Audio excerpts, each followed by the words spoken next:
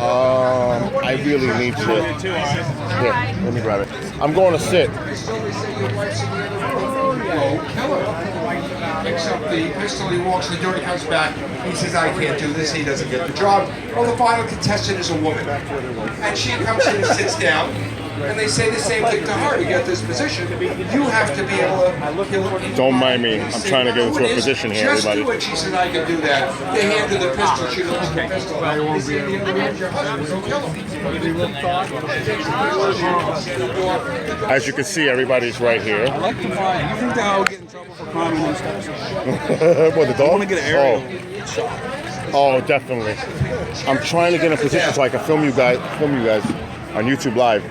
Oh, there's a battery there. Yeah. I got to get into a position, though. Let's ask Peter. I'm looking for Peter. Mark D'Antonio. Now, I'm introducing the 4 speakers who are going to be speaking. I'm going to sit here and put you on YouTube. In the evening's program. And they're all going to get up right now and give you 10 minutes about who they are, what their strengths of presentation is, and what they'll be speaking about tonight. Whether you get to the Catholic War Veterans Hall, and that's where the evening's presentation is being held. We'll have booths there and the various speakers. So the first one I will introduce will be Mark D'Antonio.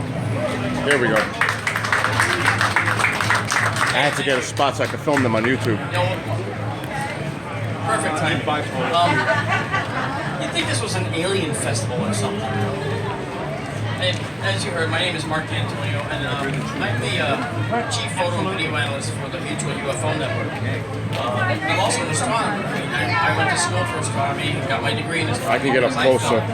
That astronomy, for whatever reason, was calling me. I knew at age 9 I was going to be an astronomer. And much to the chagrin of my parents, I followed through with that. Thank you. He said, how are you going to make money being an astronomer? And I said, I don't know. But I really want to understand the histories of the universe. I want to talk about them, I want to share them and make people aware of what's going on out there. So I pursued that career and I got into astronomy. This is what we look like. Yellow sneakers, shorts. But the bottom line is that I had to choose like a specialty. And what I did was I chose to go into studying exoplanets. That is, planets around other stars. Pretty timely. And it makes sense for an environment like this to actually discuss planets around other stars, because we make jokes about aliens, we see people running around with blow-up aliens, and we go, haha, look, tinfoil hats. Understand. But you know what else? We also have an obligation as people of science. We have an obligation to acquire data to show that alien life is probably a reasonable conclusion, and not something for the tinfoil hat brigade. Now, I've done presentations where I put on a tinfoil hat and a funny face and presented like I was some kind of an idiot, and it said that this is what the press makes us out to be. And at the end of the presentation, crunch up the tinfoil hat and throw it away because we no longer need it, because we're talking about science and how science can actually give us the answers we seek. So tonight's talk is going to be more about the study of exoplanets and how we find them and how it makes sense. How it makes sense, and it's reasonable to make the assumption that there could be extraterrestrial life here on Earth already, or maybe has been for thousands, hundreds of thousands of years. One of the things to understand is that alien life, if it's here, and I believe it is, doesn't have any reason to follow our time schedule. They could have come 1 million years ago. They could have been here last week. They could have come 500,000 years ago and still be here. It could be an ongoing mission, for instance.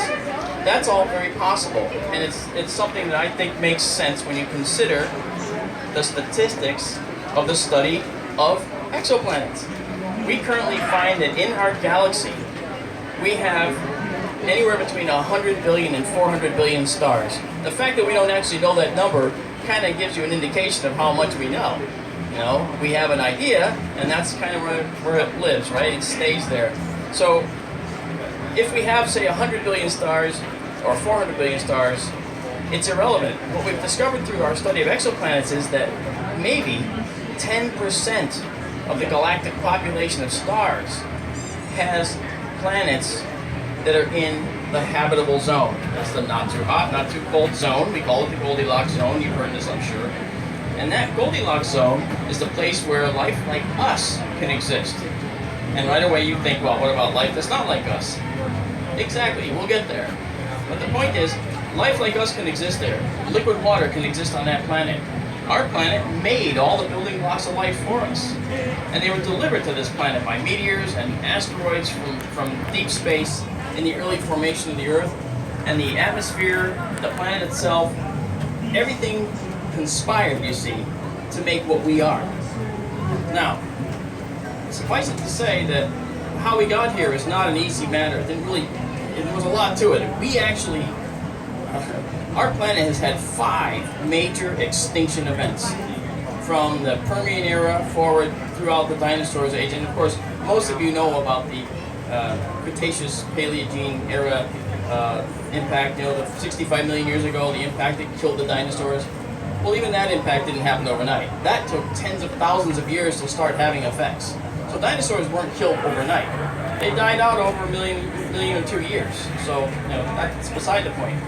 But dinosaurs here on Earth were a recent history, all right?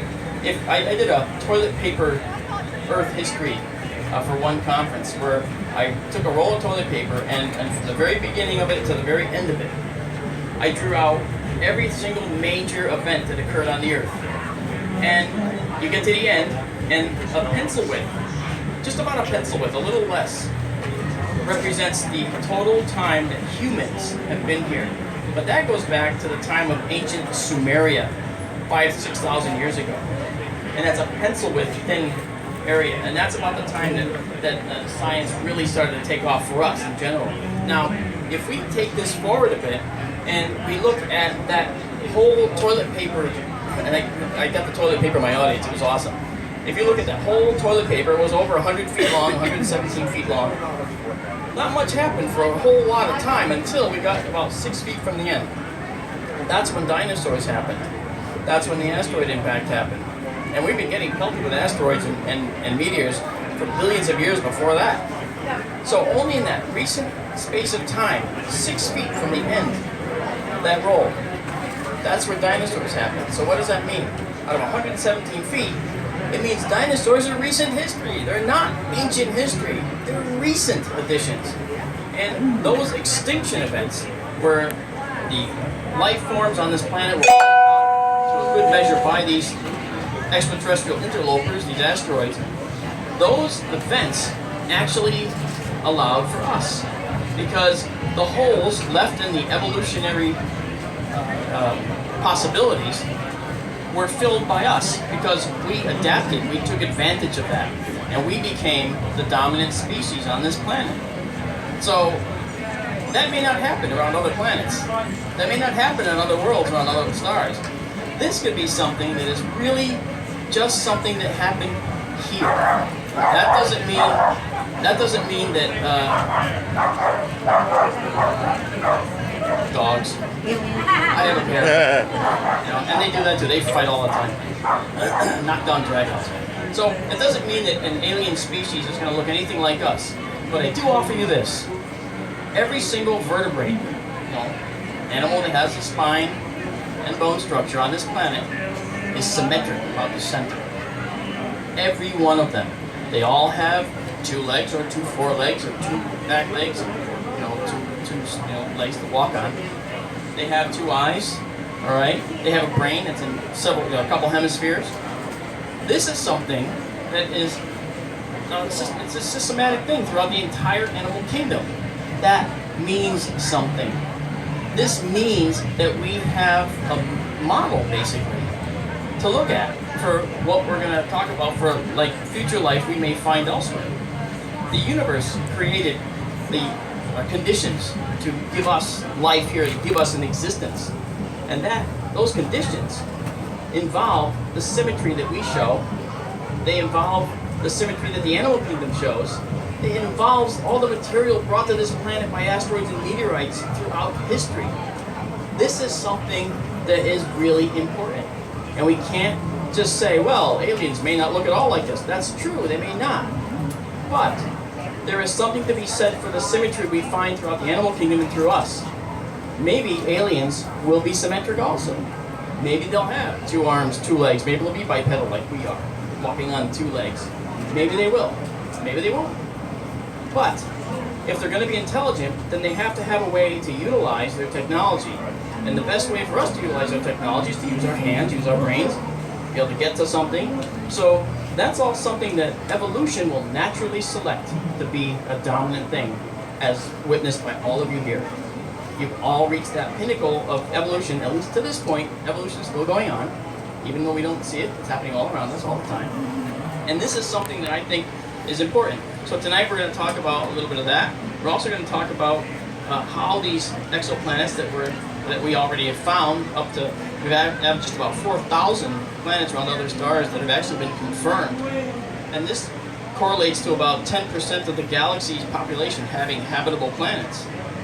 That's incredible, because it could be anywhere from 10 billion to 40 billion habitable worlds just in our galaxy. And there's trillions of galaxies. Human beings can't think beyond the number 1,000. If you're asked to envision 500 things, you can kind of do it. If you're asked to envision 1,000, you can sort of do it, but not really. When the Titanic went down, the fact that over 1,000 people lost their lives was lost on people. The number was just meaningless. So what they did was, they took like 11 or 1,200 people, and they put them on the dock that the Titanic left from on its last journey, and they took a photo of it. And that made the point. That's when some people said, wow, that's what 1,000 people plus looks like. And so we hear big numbers, and what do we know? We can't do anything about these big numbers. We just utilize them. So that said, we'll talk a little bit about where these exoplanets are found, how they're found. We'll talk about some of the most interesting exoplanets there are. We'll discuss the latest system, the TRAPPIST-1 system that astronomers have found. Who's heard of the TRAPPIST-1 system? Right? Yeah, see? It's getting out there in the popular press. Who's heard of Tabby's star?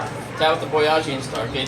Okay, that star is one that shows a strange dimming that was first seen on the Kepler Space Telescope, now defunct, data. But that Kepler Space Telescope showed us that this star was actually dimming over a period of time. Well, they went back and they found other records from almost 100 years ago, which showed that it was still dimming. So something is causing it to dim. And it's nothing conventional that we as astronomers know, and it's nothing obvious. It's not a swarm of comets. That was dismissed because it was, especially with 100-year-old data. Okay? It's not an asteroid belt. That would be something that would be consistently seen, and it wasn't. So that's why the concept of, is this an alien megastructure, came about. Because an alien megastructure, a giant structure to extract the energy from the star by an advanced species, is something that we thought about. Freeman Dyson came up with the concept of a Dyson sphere. We'll talk about these. And this Dyson sphere concept is something very interesting, and this is something that we want to pursue. We want to look at Tabby star. There's an ongoing study of Tabby star to see if this dimming does indicate any kind of unnatural cause. Wouldn't that be cool? The first alien race found by a star that's around 40 light years away. I would think that's pretty cool. So, the talk will be fun, it'll be enjoyable, and it's going to be at the Catholic War Veterans. Let's have a hand right now for Mark. I'm always worried that speakers might say too much information here, but he could do another hour here and still not say too much information compared to the presentation tonight. We know Mark that. will be the leading presenter at about 5:15. The doors will open at 5 o'clock at the Catholic War Veteran. You were talking about that Dyson facility. I use that in the corners to get the dirt out. My Dyson, but that's a different Dyson. He also mentioned, before I bring out the next speaker, about the Titanic, and you know the Titanic was not an accident. Had the Titanic All right, not for those that gone are under, listening to me, we would not have they're the gonna Fed talk. These right are all the now previews as before it tonight. is. You want an hour presentation? Mark will be on over that? the house I'll tonight. get myself on the schedule. So we'll But be I don't doing have a time live for that at the Skywatch moment. tonight. But again, the Titanic. How could that And not we'll be hang an out with accident? Mark. That was a night. That was not an accident. So if you don't hear from me in a few, I'm going to bring the next two You'll speakers see me later. together because Peter Robbins, who's a veteran of this and so many other presentations, is very at home on the mic. But he's bringing with him Kate Thorvaldsen. There you go. Thorvaldsen. Thorvaldsen, who is not a native English-speaking person, and I think he can be a very strong support. The two of them will be speaking individually. This will be Kate's first American presentation in English this evening, and I'm sure she'll do 45 minutes on her experiences. Yes, she does. And Peter, well, we'll have the hook to get him off when time comes up, because he just goes on and on. He has so many interesting programs. He did a program different that he'll do tonight on the life and times of Wilhelm Reich, a very interesting and important person in the world. We edited and packaged that CD because right after the presentation I was so knocked over by it. Tonight he's going to do the life of Bud Hopkins, who is famous for the abduction phenomena, who I had the pleasure to know recorded many of his conferences and have all those on audio cassette. So let me give you, for 15-20 minutes, the two presenters, and then we'll wrap up with 10 minutes from Travis Walton.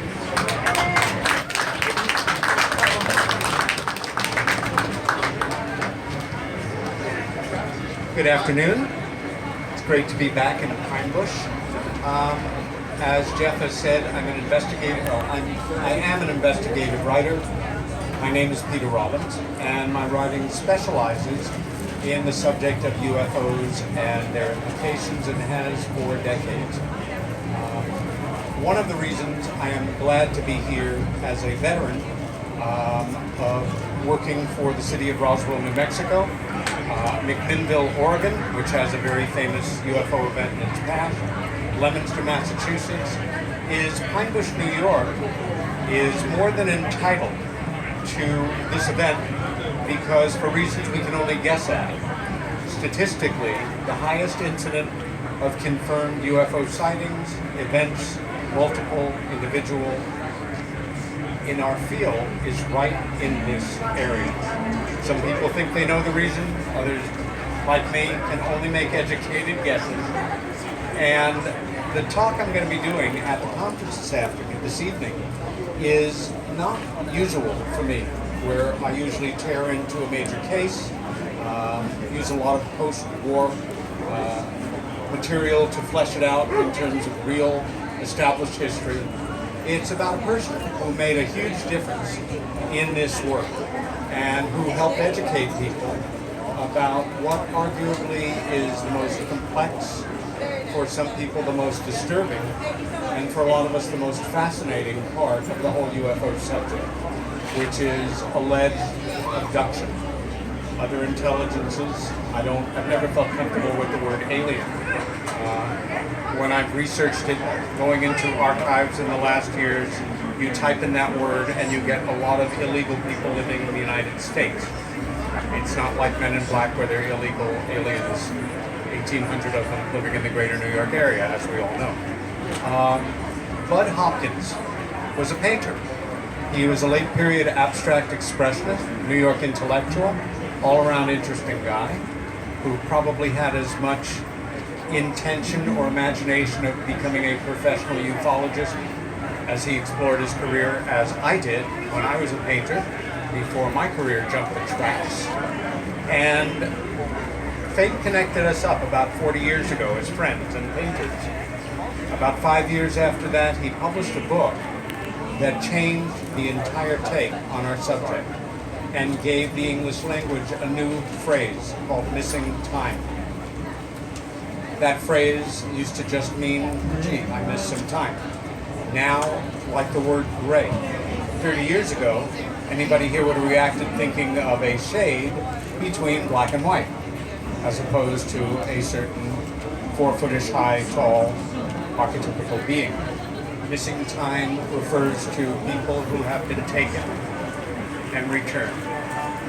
Over the decades we worked together, I had the honor and privilege of being at his side as he explored the experiences of hundreds of people. I know, because I used to log them in, just the number of people he had done regressive hypnosis with over the decades was more than 700 individuals, and some of them many times. What we learned in those years together changed our lives forever, and in the books that he published after, gave those of us in this tent and otherwise with a serious interest in the subject more actual database information on this area. And it is as real as the seats you are sitting on. The evidence that has come up from abduction studies is of the level that you could present in a court of law in a felony case and win. Even physical evidences, implants, physiological changes to material that have been affected by contact with anomalous sources, the results in terms of scans, laboratory testing, etc. I will tell you that doing this professionally is about the stupidest way to earn a living as possible. And if you are young and thinking, gee, that sounds romantic and I'd like to study UFOs professionally, keep your day job, folks. Don't do what I did. On the other hand, I have gotten to travel the world, meet remarkable people, stay fully engaged in life as I study this aspect of it. It's terribly exciting stuff. And there will come a time, whether we see it or not, that the world will look back on this period and say, you know, there were a percentage of the human species at the end of the 20th century, beginning of the 21st, who really got into this and studied it and gave us some of the information we now study in school that we pass along to our children. They were excised, people sometimes made a little fun of them, but they did it, they changed the world, they helped us to enter this post-disclosure era, and without them we would not have some of the knowledge base that we did. In the course of my travelings 2.5 years ago, I had the luck of being invited to speak at a conference in southern Brazil. That is where Kate and I met. And she had come with a speaker, not surprisingly, from Norway, and had had experiences as a child. And ultimately, what emerged, is anybody in this room not familiar with the phenomena when I use the word of implant, referring to the whole UFO thing? You all familiar with that? Implants basically are small manufactured objects, usually metallic or silicone based, that are, for reasons we can only guess at, inserted in the human body. Sometimes subcutaneously just under the skin, always with no scarification. How they do this we don't know. The body does not react. It is like a little stealth visitor. It doesn't see it like a splinter or something. There's no infection. And I think on intuition, you thought maybe you might have one, and you had a scan and found out that you have over 24. That for me was not just intriguing, that was something I had never encountered and that we didn't have in the literature. We spent time together last year in Scotland at another conference, and when Kate said that she was interested in coming to America, this was the time frame. And so we are honored tonight to have her giving her first talk, not her first talk certainly, but her first talk in America. So please give a warm welcome to Kate Thorvaldsen.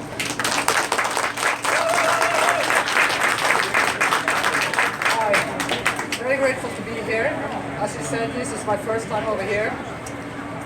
I'll just do a quick presentation of what I'm going to talk about tonight. And first I must say that my introduction to the UFO stuff, I was just 3 years old. Okay, I was just 3 years old. So that was my introduction. That was my first close encounters. So there had been a lot of times over my life, close encounters on regular basis. And yeah, right now I'm a little nervous and my English is not that good, but I hope that you understand what I'm saying.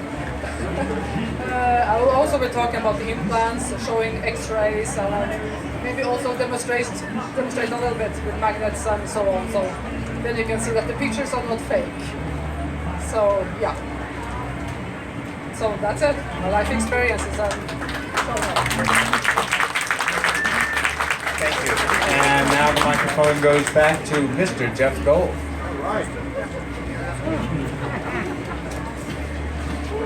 So you've heard from 3 of the 4 speakers that we're presenting tonight, and now I'm going to bring up the 4th speaker as soon as he's finished reading. He's walking around.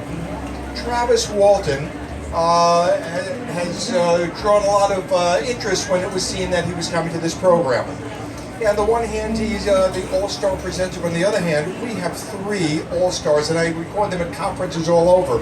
Peter is going to Greece to organize a large conference, and also he's going to Roswell shortly. So these people cover a lot of ground. Now again, Travis will get up and speak, and I'm only going to give him 10-15 minutes, give you a little taste, and then this evening in the inside booth at 5:15 will be the first speaker. We'll open the door at 5 o'clock, 1 block over, 2 blocks up, the Catholic War veterans. They also have a lovely dance floor, and I considered bringing a band in afterwards. My wife and I are dancers. It was a thought, but I don't know if we'll do that tonight. So with no further ado, and with not even an introduction, because you're all very aware, I'll give you Travis Walton. Thank you. How many of you have seen the movie Fire in the Sky? Well, most of you have probably heard that Hollywood doesn't stick to the facts when they created a dramatic recreation. So, very often rather than going through point by point and saying, here's what the movie said, and here's what really happened, I like to just, start at the beginning and tell what really happened. But there's a lot to the story. This happened over 40 years ago. And so a lot happened before the movie ever happened. A lot of discoveries relative to evidence that was at the site, discoveries about efforts by certain covert government agencies to cover things up. So there's a lot of different areas to cover in, and very often people have heard me speak more than once. You never hear the same set of facts twice because what happened, and nothing changes in that regard. But it's impossible to cover everything, So sometimes I'll emphasize some things over others. At the time, there was quite a bit of theorizing on the part of skeptics that there was any extraterrestrial presence on Earth at all. And at the time, science was so weak in that regard that they kind of had the stronger position. They believed that a possible life-supporting planet was so unusual that even if there was, they said, extraterrestrials, they'd never find us. It would be like finding a grain of sand, one particular grain on an entire beach. But in the last few years, NASA's come out and made pronouncements and actually quantified the actual number of possibly life-supporting planets. And it's far greater than anybody ever imagined 40 years ago. The position of the skeptics gained a lot of strength from the fact that the prevailing scientific opinion was that the conditions for life would be so rare that it would be so spaced out in the universe, no pun intended, that perhaps they would never find us. But now we know that it's so common, the conditions are so common that it's kind of reached the tipping point that the idea that people who believe there are life on other worlds and that they might visit here used to be, that was a person who was considered a kook. A kook being somebody who believes something that's at odds with known scientific facts. But nowadays, we've actually reached the point where the person who thinks we're alone in the universe, that's the person who's a kook. That's the person who's believing something that's at odds with known facts. They quantified the number of planets involved. And with our relatively primitive technology, we can see them from here.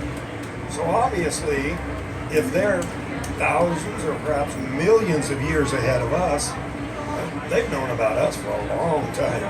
You know, back when we were throwing rocks and spears, and so that's what leads me to conclude that if there was any sinister intent on the part of aliens,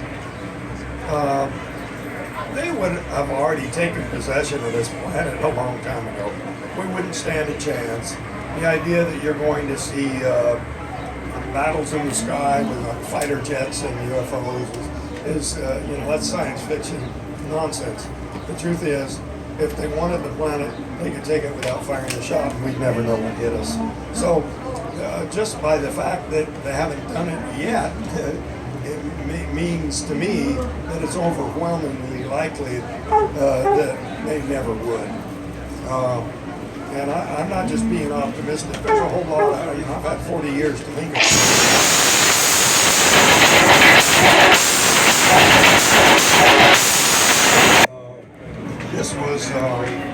This was so traumatic for me that I bought into the term abduction. I was taken aboard. I called it an abduction too. But only after a number of years did I come to figure out that it probably had something to do with me getting too close and experiencing an accidental electrical discharge from this craft. The electricity will jump across a gap to the closest object in order to go to ground. And I think that their reason for taking me aboard was to rescue me, to repair the damage. And there's a lot of things that point in that direction. The fact that I was returned, I wasn't dumped off where they got me. I would have froze to death before I could get help if they'd have done that. They deposited me in a place where I could get help.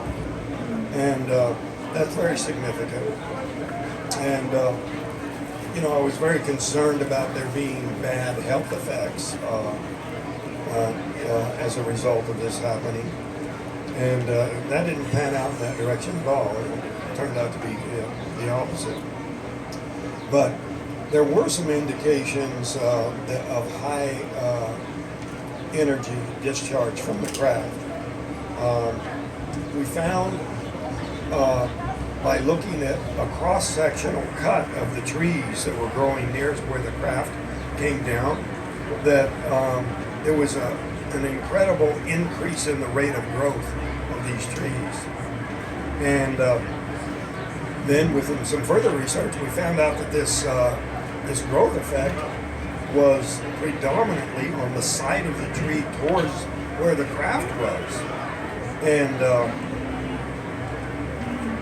one of the researchers looking into this expedition back to the site was Ben Hansen. He was the host of the television program Fact or Fake. He's a former FBI agent. And he looked into some effects of radiation on trees and found out that the pine trees in the vicinity of the Chernobyl nuclear accident had grown suddenly more rapidly. You could take a cross-section of those trees, and like the trees from the site of my incident, you could see that the rings were suddenly much, much thicker than they had been in previous years. Normally, the growth ring in a tree is one ring per year, and it's a light, dark, light, dark. It's very easy to see the change. Now, in the case of Chernobyl, the radiation was basically surrounding the tree, so it wasn't directional like it was at the site of my incident. But when I got out of the truck, the crewman that was sitting in the seat next to me has now developed skin cancer on his right arm. And I left the door open when I got out. So, of all the crewmen, he was the most exposed in terms of having no shielding from the metal of the truck. But, that's not proof that that's what caused his skin cancer. But, I suspect that's the case. But there's a lot of follow-up research here in terms of what happened at the site, medical tests on me. I went through a whole battery of medical tests. Some of it was in order to refute some of the theories that the skeptics were throwing at us. I mean, it was everything under the sun. Right off the bat, they accused the crew of murdering me and just making up the craziest cover story anybody would ever think of. It would be kind of dumb to say, a UFO came down and got our buddy, when they really killed me and buried me somewhere. It'd be much easier to say he went over the hill to use the restroom and never came back. I don't know, maybe a lion or a bear got him. But there was an intense suspicion that they had murdered me, and therefore that was the reason for bringing in the state police lie detector expert to test them in. So the fact that everybody passed, the fact that the medical test proved that it wasn't a drug hallucination, I had no trace of any drug in my body. There was just, theory after theory, and one of the things that you'll see if you get that Travis film is that the chief debunker was actually a government agent. He was actually operating on behalf of the government. He offered the youngest man on the crew $10,000 to deny the incident, to claim it was a hoax. And of course, he didn't accept the bribe, but this guy, where was he getting this $10,000? We obtained the FBI's file investigation of this guy through the Freedom of Information Act, and were able to verify that from a memo actually written by J. Edgar Hoover himself to the director of the Central Intelligence Agency. Now nowadays, the director of the CIA, they put him on TV and they tell you who he is and everybody knows what he looks like. Back then, they would just said director, Central Intelligence Agency. They wouldn't even put his name on the memo. It was that secret at the time. But they were basically turning the investigation of this guy over to the CIA. And this is a very common, standard CIA recruiting tactic, is to get something on somebody. They were investigating him for having revealed classified information. The FBI was checking to see if he had bought radio transmitting equipment, to communicate with the enemy, whatever. But with a prosecutable defense and holding it over their head, you basically gain control of a person. And it was very common back then for journalists to be influenced by government agencies with that kind of leverage. And so it was very, very revealing that after this onslaught, this guy wrote parts of several books and dozens of papers that he would send out to the media, attacking, just making up stuff. And it was easy to prove where he had would take a quotation from the crew boss and actually take out the middle of the sentence to make it look like he said the exact opposite of what he said. But all kinds of very underhanded tricks. But the science comes down on our side as time has gone on. More and more weighed in favor of the reality of this phenomenon. And over time, a lot of what people were using as an excuse to not accept this has been disproven. So it's gained in acceptability over time. both in the area where I live and worldwide. So, you know, my book, I go into great detail. You know, a lot of people said, oh, just ignore the skeptics, don't even talk about them at all. Just say what happened and forget it.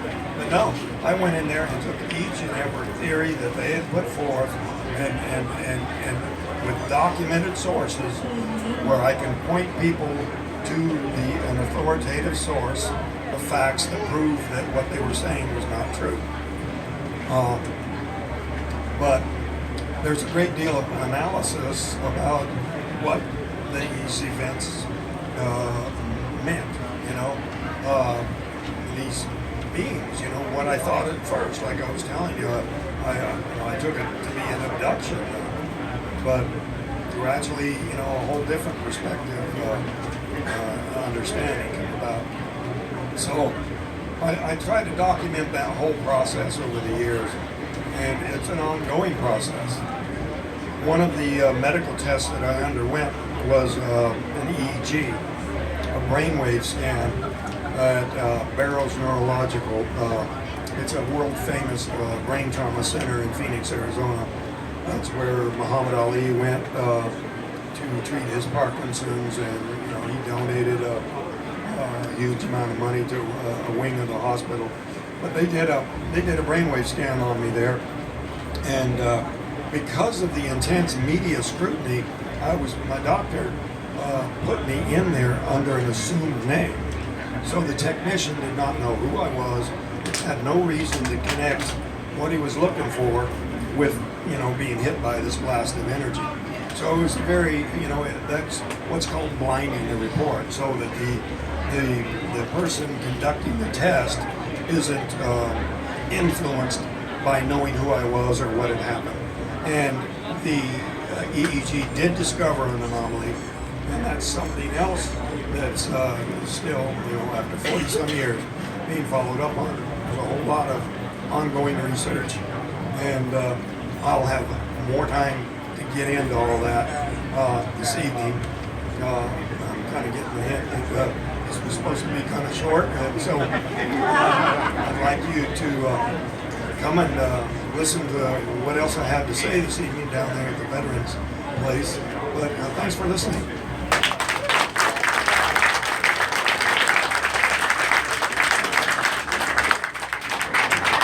So I'm going to be streaming it later. I'm trying to find where the crew is. So as you're aware, at 5 I'll be o'clock back. tonight at the Catholic Let's see if we can find where the crew is now. I'm gonna wait till everybody evacuates. Travis will be at his table. I will be at mine. Of course, I have all the CDs of Travis and Peter. And if anybody wants, I have There's Eric over there. CDs on Nathan Rosenblum. Keith is over there. I brought with me. I didn't even put them up. He's so There's fascinating. Mom. The esoteric history of Logic Valley. There are they. I'm live on YouTube. That's Mark D'Antonio and Ket Thorvaldsen.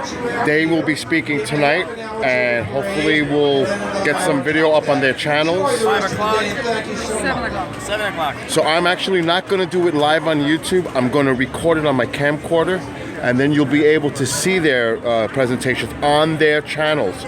So it'll be on Mark D'Antonio site and Ket Thorvaldsen, but that's pronounced Ket, but it's K-A-T-E. So, Kate.